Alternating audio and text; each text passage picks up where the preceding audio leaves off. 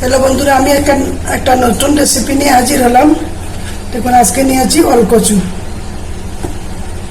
আপনারা কেমন আছেন? আলহামদুলিল্লাহ, আমি ভালো আছি। আমি একটা পুরানো তাওয়া বসিয়ে দিলাম। আজকে একটু ভর্তা বানাবো। ভর্তা বলেন বা চাটনি বলেন।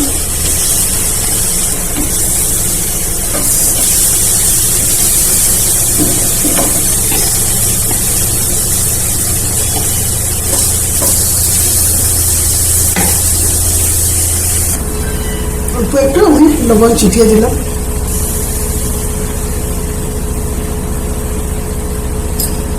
অল্প একটু জলও দিয়ে দেব। ভাত দিয়ে অল্প অল্প দিলাম।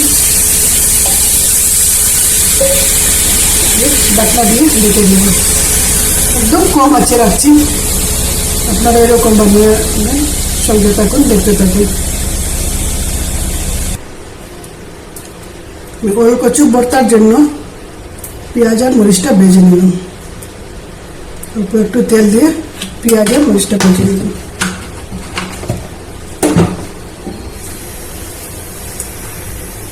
আমি বড় সাইজের একটা পেঁয়াজ নিয়েছি।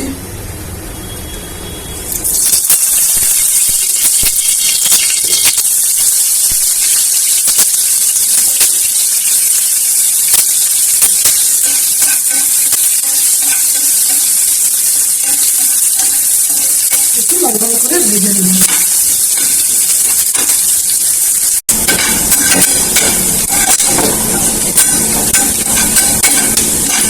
পেঁয়াজটা একটু লাল লাল করে ভেজে দিলাম।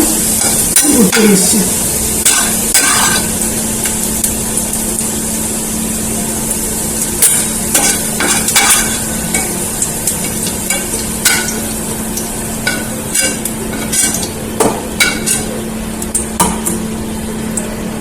আমি 4টা শুকনো লঙ্কা দিয়েছি। আপনারা যে ঝাল খান তারা বেশি দেবেন।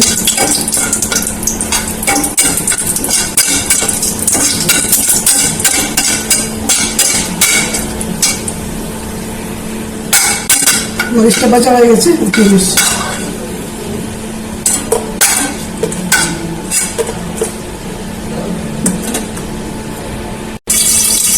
আমার কচুটা হয়ে গেছে, দেখুন পুরো হয়ে গেছে। এখন নামিয়ে ঠান্ডা করে ভর্তাটা দেখাবো। আমি দিয়ে দিচ্ছি। এটার মধ্যে হাফ চা চামচ দিয়ে দিলাম, বলে অল্প একটু লবণ দিয়ে হাফ চা চামচ আবার দিয়ে দিলাম। লবণ দিয়ে শুকনো মরিচগুলো পালা মতো মরিচে দিলাম।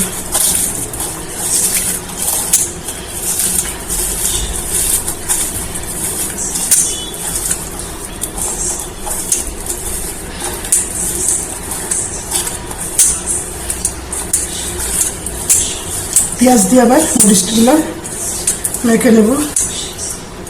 একদম সিম্পল আমি বানাচ্ছি। আপনারা এরকম বানিয়ে খেয়ে দেখবেন। একদম সিম্পল, কোনো ঝামেলা নেই, ঝামেলা ছাড়া।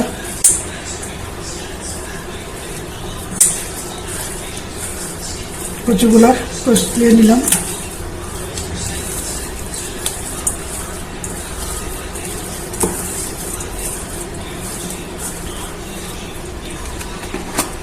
দিয়ে দিচ্ছি সরিষার তেল।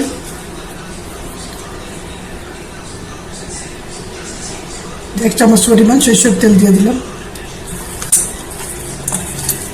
আমি যেরকম বানাচ্ছি একবার আপনারা বানিয়ে খেয়ে দেখবেন। নতুন যারা সাবস্ক্রাইব করবেন, বেল আইকনটা প্রেস করে দিবেন। লাইক করবেন, কমেন্ট করবেন, আমার জানাবেন আমার রান্নাটা আপনাদের কীরকম লাগছে। প্লিজ সাবস্ক্রাইবটা করবেন আপনারা।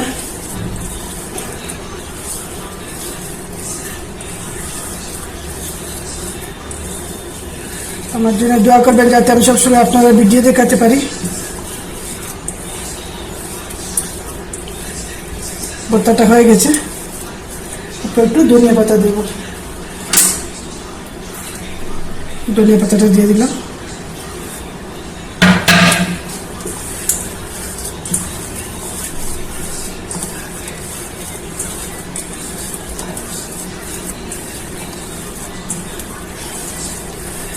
দেখুন হয়ে গেছে। আমি যেরকম বানাচ্ছি এরকম আপনারা একবার বানিয়ে খেয়ে দেখবেন।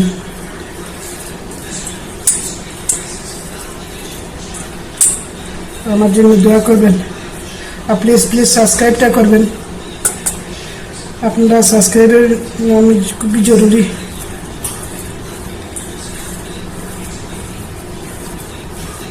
আমি সবসময় আপনাদের সবাইকে জন্য দোয়া করি, যাতে সব আমি যেরকম ভালো হতে চাই আপনারা সব নিয়ে ভালো হব। আমি একা কিচ্ছু করতে চাই না, আমি সবার জন্য দোয়া করি, সবার আশা পূর্ণ হোক। তা আমার আশা পূর্ণ হোক, সবার আশা পূর্ণ হোক। খুদা হাফিজ।